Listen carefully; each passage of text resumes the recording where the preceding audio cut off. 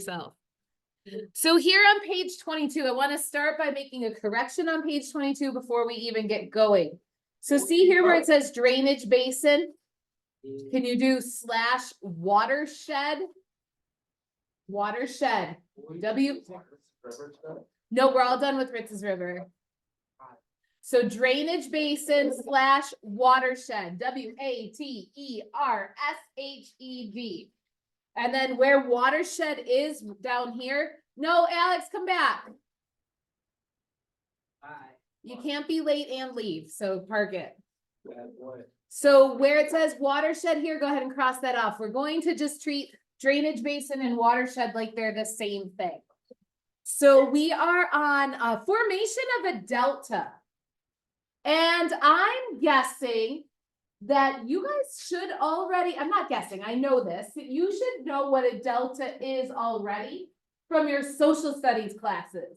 I know that Mrs. Brown, for example, has absolutely talked about the delta that is formed near the Tigris and Euphrates rivers, and also probably brought up the Nile River Delta as well. Anybody know where a delta is? Delta is in a river. Okay, it has to do with the river, absolutely. Is it, where in the river is it? Water like flows Into where? What? like the river, like the basin, kind of like flows into the. Yes, it's where the river flows into a larger body of water, such as a lake or an ocean. So a river that flows into a lake, right where it hits the lake, a delta is going to start to form. Does anybody remember what shape a delta is? Nope, Sam just did this. It's technically a triangle, which it looks like a V, yeah. So it's a triangle shaped formation at the end of a river where the river enters a lake or an ocean. That much I'm really sure you should have known already. That was kind of the social studies part of it. But now I want to bring in the science part of it.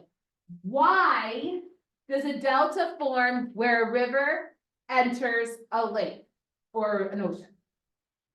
Way it moves. Way what moves?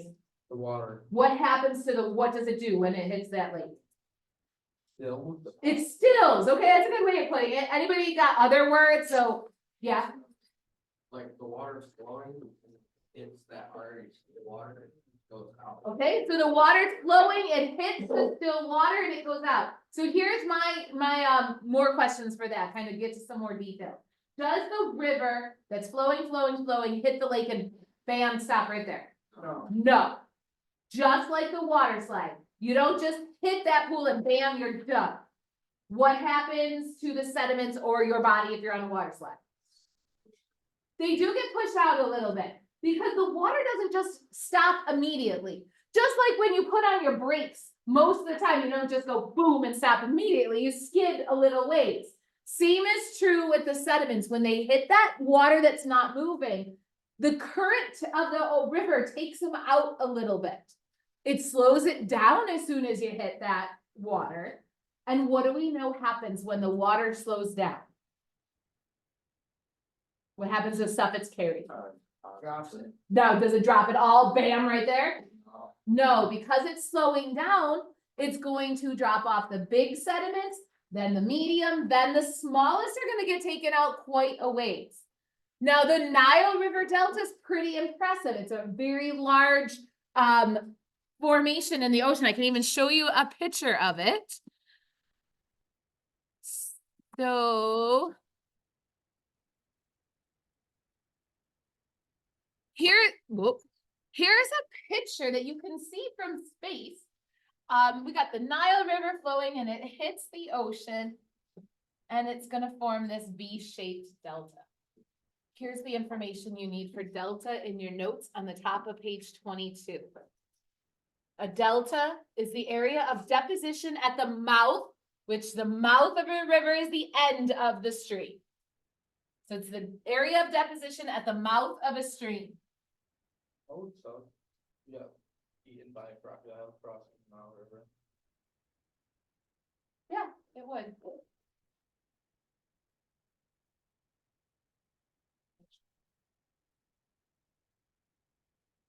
So a delta forms, it occurs when deposition exceeds erosion, so more stuff being deposited than being removed. And again, there's that triangle shape.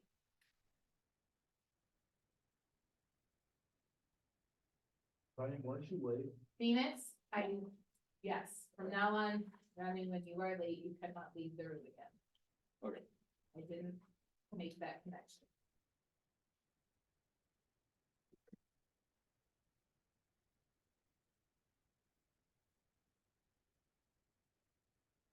Now, I know Mrs. Brown makes a big deal about these deltas. Do you remember why she liked to talk about delta so much? I just wrong. Okay, well, I bet he did it too, just not quite with as much enthusiasm as Mrs. Brown did. So what's up with the deltas? Why did the Egyptians like living near the Nile River Delta? Provided fertile soil. Brought fertile soil. Now here's the science question. How/why did it bring the fertile soil? Where did it come from, first of all? So the delta would come through and it drop all those sediments and the tide would go back, they have nice fertile soil. So, but where did the original sediments come from? Upriver. And they got, use a vocab word, they got, okay, they did get deposited, but they got eroded first. Yeah. So they got eroded from upriver and then deposited in the Nile River Delta. So it doesn't have to be a fancy river like the Nile River. Even our good old Cattaraugus Creek can make a delta. Here's an example of one. This is the delta forming after a really, really big storm. This is now getting to be quite old. You guys were probably babies during this storm. This storm flooded areas of Gowanda and Silver Creek to the point where like houses were destroyed. And so here we have the creek entering Lake Erie. And what do you notice there? So first of all, why is it dirty? The rain, because remember, it was a flood, so there was a lot of water. And we know rivers move faster when there's a lot of water. So that fast moving water was able to do a lot of erosion. So this is sediments that have been eroded away from somewhere upstream. Like literally this could have been these could be sediments from over by Klesboys and Tim Hortons, because that's still the same creek. So Cattaraugus Creek could have carried these sediments all the way over to Lake Erie. So you see that it's dirty. What else do you see? Yeah, so that's still just kind of some more different sediments. So that must have eroded away some blacker rocks. But what shape is it starting to form? Do you see it? It's not as big as the Nile River Delta, but do you see it? It is going out in that fan shape. So kind of like the triangle. Now it is more triangular here. It is starting to dissipate, but you can even see that triangle shape kind of going out a little bit further. Now, what size sediments do you think are these guys way out here in the lake? These are very small sediments. So they're being able to be carried with a very little bit of current that was left from the river flowing. So that's one view of it. Here's a different view. So again, this is higher up. You can see that triangle shape as soon as it gets out there. So that's a delta. Where are we next? I got lost. Now the next word is a drainage basin / watershed. They're basically the same thing. Do you hear any words, sounds that sound familiar? Basin, what's a basin? It has to do with water. So a water basin is an area that's holding the water. So like the Lake Erie Basin is basically the area that's holding Lake Erie. So it's the basically the, I guess, like the tub that is Lake Erie. My in-laws call their sink in the basement a wash basin. So it's a big tub big giant sink that they wash the dog in the basement. So maybe you guys do too, but it's just an area that holds water. So what do you think is a drainage basin? You're right. So it's going to drain. Okay. Yeah.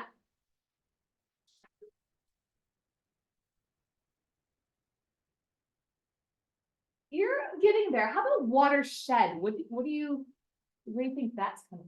Shedding one. It's shedding water. That's exactly what these are, what we're going to refer to. Now, a drainage basin and a watershed are slightly different when you get to be a hydrologist, so a person who studies water.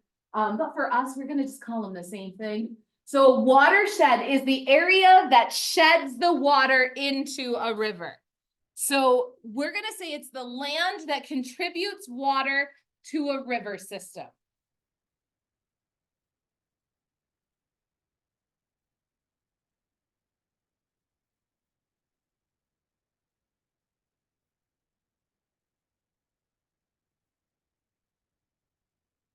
So it was raining this morning.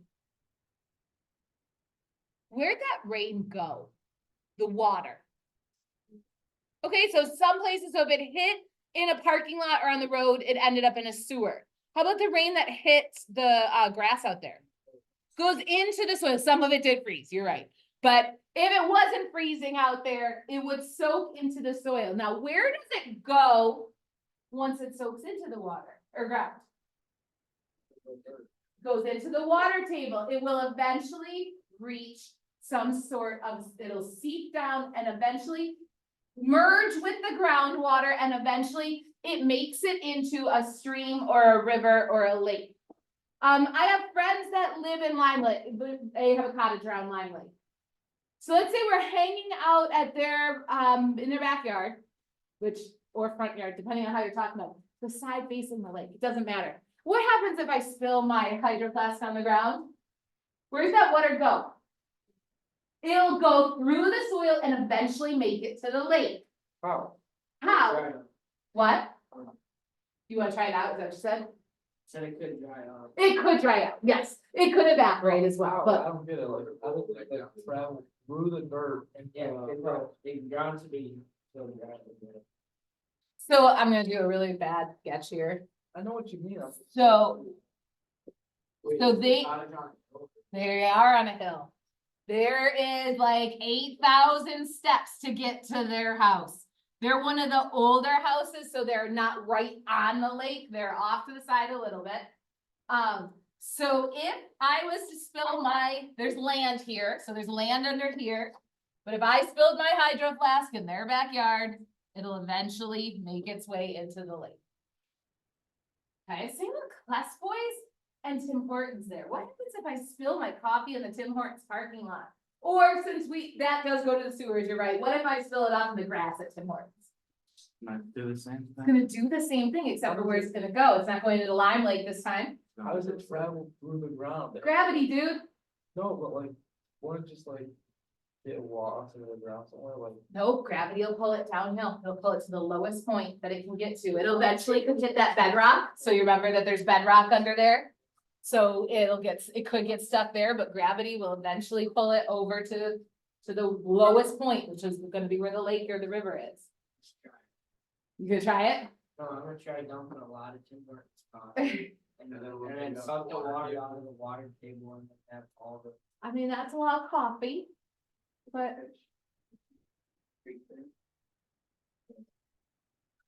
some caffeinated fish.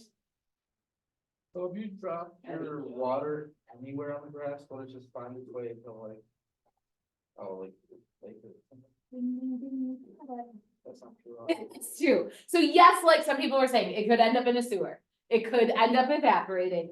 But the stuff that doesn't evaporate, that just soaks into the ground, eventually it'll enter the water table and flow into a lake or river. What's going on back there? Yes, okay, so there's lots of places. Okay, See, guys, that's what I mean, but but there's an overabundance. There's more water put into the system than things are using. So eventually, water will end up into a lake or stream, and that's called a watershed. So I want to show you the Mississippi River watershed. Now, what do you guys know about the Mississippi River? It's long. It's got MISSISSIPPI. Yep, you got it. Right, so it's a really big river. What? At some point it flows through the Mississippi, but it's a really big river. So here is the Mississippi River watershed. So you got the Mississippi River, it's long. Now, other rivers flow into the Mississippi River. By the way, do you guys know what that's called when one river flows into another river? I bet you do know it. You don't know it? Let's get that out of the way and then I'll come back to this. That's called a tributary. That's your next VOTAB. Does that sound familiar? A tributary? Yeah. Some of you say yeah. Chris, yeah? Should. A tributary. So this is the next vocab and then we'll go back to the watershed. A tributary is a small stream which flows into a larger stream. Or in the case of the Mississippi River, it's one pretty big river that flows into an even bigger river. It contributes its water to the other river. Tributary, So, contributes. the Mississippi River flows into the Nile River? No, That's on the other. that's in Africa where, I know. no, so it flows into the Atlantic, well, the Gulf of Mexico / Atlantic Ocean.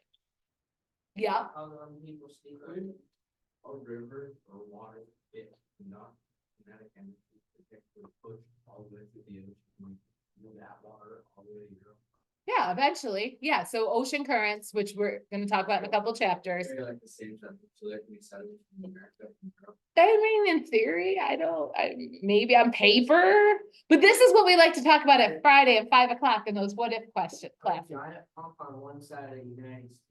Yeah, I mean, think of messages in a bottle. You guys know, what I mean, that somebody throws a message in a bottle and it floats all over the place. It could absolutely get there. There is, one famous thing, because I was just in the Oregon coast, so on the Pacific Ocean this past summer. One thing that people find on the Oregon coast are these glass bubbles from Japan. They put them out and it's something to do, I don't know if they're still do it, but something to do with their beliefs that if you put these glass bubbles, it gets, I don't know, but they're these glass balls, almost like a Christmas ornament. Actually, just even prettier than a Christmas ornament, if you ask me. And you can still find them washing up on Oregon's coast. So sediments and things can travel water. So if that glass ball is making it from Japan to Oregon, this water is absolutely making it from Japan to Oregon. And so a piece of sand, I guess, in theory, could go from Japan to Oregon. Yeah. Where was Cattaraugus Creek started? I don't know where it starts. That's actually a really good, I have no idea where the source of the Cattaraugus Creek is. Somewhere that way or that. Yeah, somewhere that-ish way. So if it's going that way towards Lake Erie, yes, it's somewhere that way. That sounds like a good question for like people who have lived here a long time. It's there, Mr. D is gonna try and Google it. I wonder if Mr. Miga knows. I'll ask him after class, because I don't live here. I can tell you where the 18-mile creek goes. That's the one that's in Eden, but no, Cattaraugus is a little bigger. But anyway, back to this. Let's talk about that Mississippi River basin. So here you can see just how long the Mississippi River is. You can see that this Ohio River comes over and enters into it. The Missouri and the Arkansas River all meet in and flow into the Mississippi. This whole area that's in this slightly different color green, these are all the places that if one water droplet from here entered into the ground, it will eventually flow into one of these rivers, eventually making it to the Mississippi and emptying out in Louisiana at the Gulf of Mexico. Do you see how big that area is? So any water that enters the ground in any of these spots, so if it rains over here, I'm thinking this might be a Dakota, but don't quote me on it. That's Oh, it's Montana. Montana, okay, Montana, nice, good, I was just testing you. So if it rains over here in Montana, it will eventually make it to the Mississippi River and out through the Gulf of Mexico. We should get a video tube and start it. Pretty fun, right? That'd take a long time. It would take a really, what? Yeah, the Mississippi River is labeled right there. Oh, where's Mississippi State? Oh yeah, I don't know, here's Louisiana. Speaking of, where's New York? Up there, Okay, you know where New York is, that's good. Where are you guys? up there. Last. Like the left, like the corner, Where the- yeah, right there, just about. Yeah. Do you think you're in the Mississippi River Basin or out of the Mississippi? So honestly, some of you might be, but some of you are definitely in it. So we already established that Cattaraugus Creek. So Cattaraugus Creek flows through Gowanda into Silver Creek and enters into Lake Erie. Do you guys know where Lake Erie water goes? Somewhere. Lake Erie water flows through the Niagara River, down Niagara Falls, making its way into Lake Ontario. Then it's gonna exit out here through the St. Lawrence River. Eventually hooking up with a couple other rivers and leaving out through the Atlantic Ocean. So Cattaraugus Creek is not part of the Mississippi River Basin. But you guys know Ishua Creek? Ishua, it's over on the way to Franklinville. I know you pass through Ishua on the way to Franklinville. Is then going to enter into the Genesee River, which hooks up with a bunch of others that eventually lead it to the Ohio River. So Ishua, which is not super far away, goes to the Mississippi, but Cattaraugus goes to the Atlantic Ocean. So you guys, depending on where you live, some of you, I know I am in the up here, but some of you guys live down here. So fun fact, I think. So depending on where you're spilling your coffee, it's going to either end up down here in the Gulf of Mexico or over here in the Atlantic Ocean near New York City.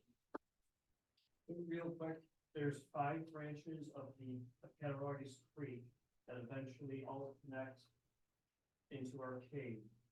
And then it goes through Arcade and all the way out to Lake Erie. So that's for you, Phoenix. That was what to answer your, Yeah, also like 5 branches all around the area. that then join up into one. So there you go. That's the Mississippi River Basin.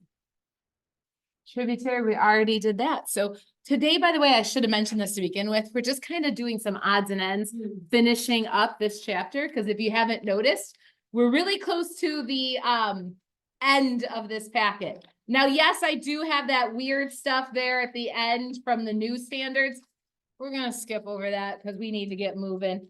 I would like you to turn in your packet to page 27.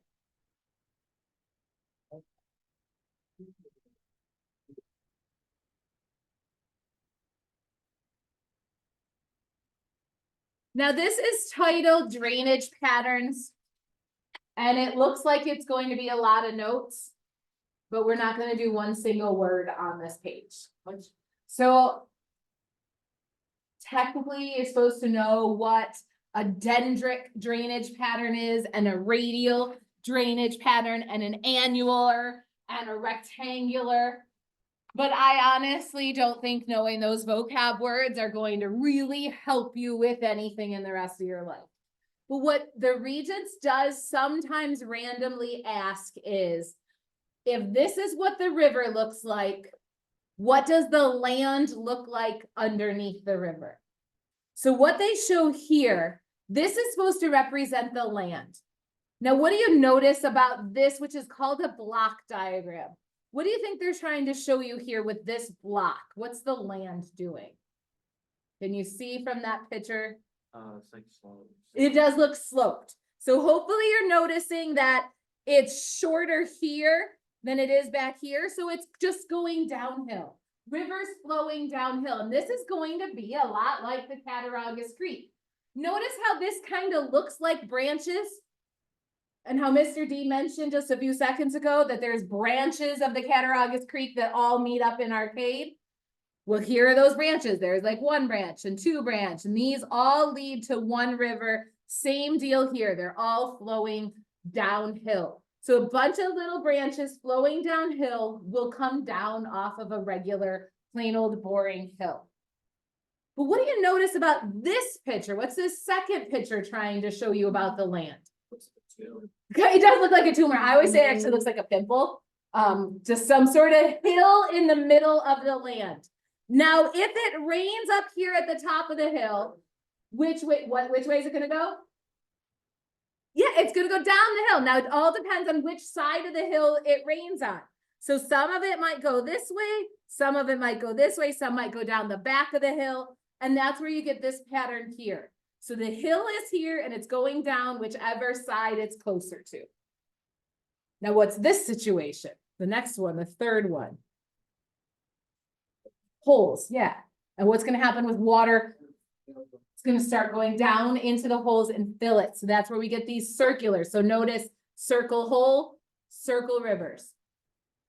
And then here, it's like a bunch of ridges.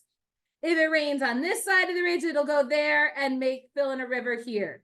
Over here, it'll fill in there. So you can see we've got little rivers that are gonna join up in those perpendicular lines. So what kind of questions are they gonna ask if you flip over? So it's something like this. The diagram below represents a map view of stream drainage patterns. So this is the streams. Then they want to know which underlying bedrock structure most likely produced this drainage pattern. So these parallel streams, which one do you think which land do they match up with? Y4. See how there's those nice parallel lines? That is truly as much as they will really ask you about those drainage patterns. So you just need to match up the land with the rivers. Okay, one more thing about rivers, and that's ESRT page 6. So you guys should hopefully, I gave you a big copy of this right there on page 29. But hopefully you remember this, guy. See, it's right there in your reference table. We looked at it already this year. Do you remember why we looked at what we did with this reference table already this year? Yeah, we used this reference table to figure out the size of sand, silt, pebbles, cobbles, boulders, all that good stuff. That's what we did already. So do you guys remember how to do that? So if I asked you how big is a piece of silt, could you tell me? Yeah. Okay, so actually I'm going to ask you that. So right now I would like you guys to use this reference table to tell me how big a piece of silt is.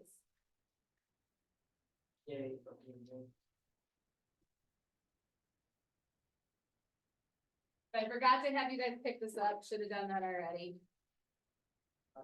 How big is a piece of silt, Tina? No, better look it up on that reference table. How big is a piece of silt, or how big could it be? Well, I don't know, it doesn't say. It does say. 0.004 to 0.006. Yes. So just a quick reminder of how to use this reference table for what we've already done at least. So hopefully you remember clay, silt, sand, pebbles, cobbles, boulders. We did those in chapter 3 when we were doing rocks. The dashed lines mark off where each sediment starts and stops. So I had asked you about silt. So silt is between this dotted line 0.0004 and 0.006. So on this piece of paper, we skipped clay for some reason, and I said silt first of all, 0.004 to 0.006. So let's take a look at clay. Clay's the bottom one, so there's no dashed line on the bottom. So what's the smallest clay could be? 0 works, yep. And what's the biggest it can be? That's that 0.0004. I would like you guys to finish this top box right now, just the top one.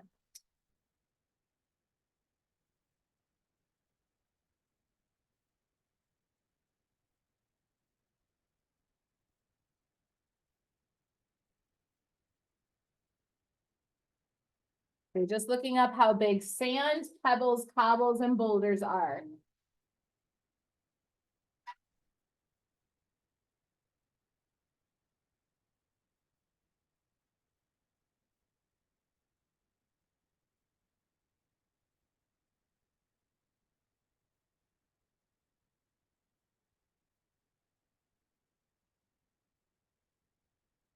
Don't worry about the rest of this paper, just do that top chart for right now.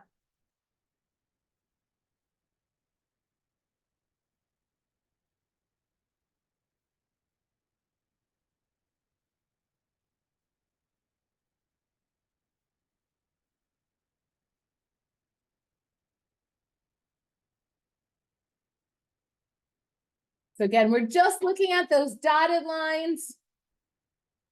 So how big is sand? 0.006 to 0.2. By the way, guys, I don't know if I mentioned this, but these are all in centimeters. That is labeled in centimeters.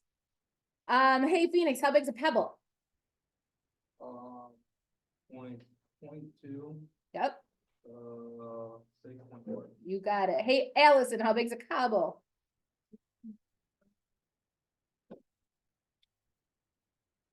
And Sienna, how big's a boulder?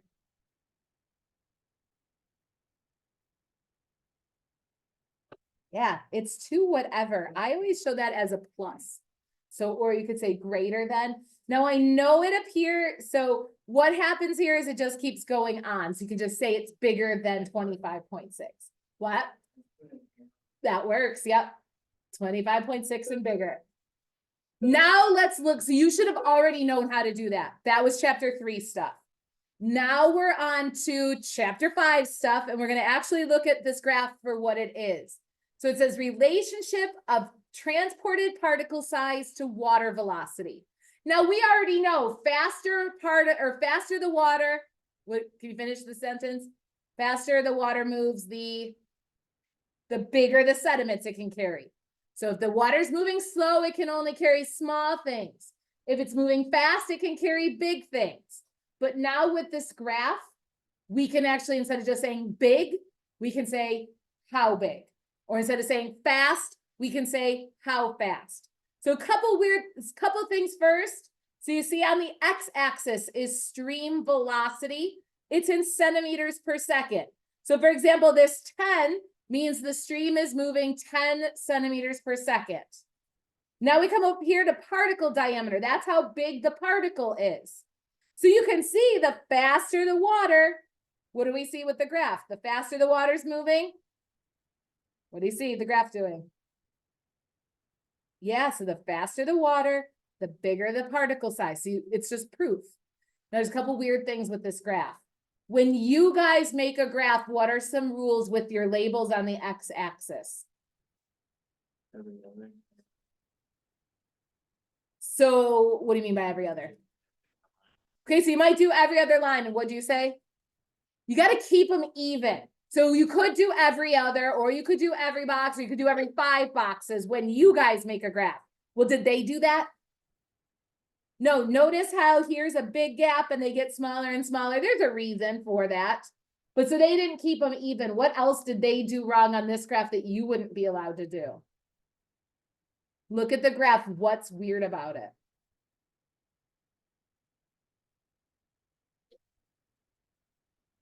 When you count, what do you got to count by? You either count by 1s or 2s or 10s. No matter what you count by, you got to keep it going the same way the whole time. Did they do that? Here's what I mean. Take a look at 1. What are they counting from to get from 1 to 10? Well, they labeled every 5, but what are the little lines going up by? 1. So this is 1, 2, 3, 4, 5, 6, 7, 8, 9, 10. Do they keep counting by 10s then, or 1s then? No, because now here's 10 and there's 50. Now they switched. What are they counting by now? 10s. So that's 10, 20, 30, 40, 50, 60, 70, 80, 90, 100. Okay. Then they switch to 100, 100, 200, 300, 400, 500, 600, 700, 800, 900, 1,000. Now going back here, what were they counting by here? 0.01, 0.01, 0.02, 0.03, 0.04, 0.05. This is an exponential graph.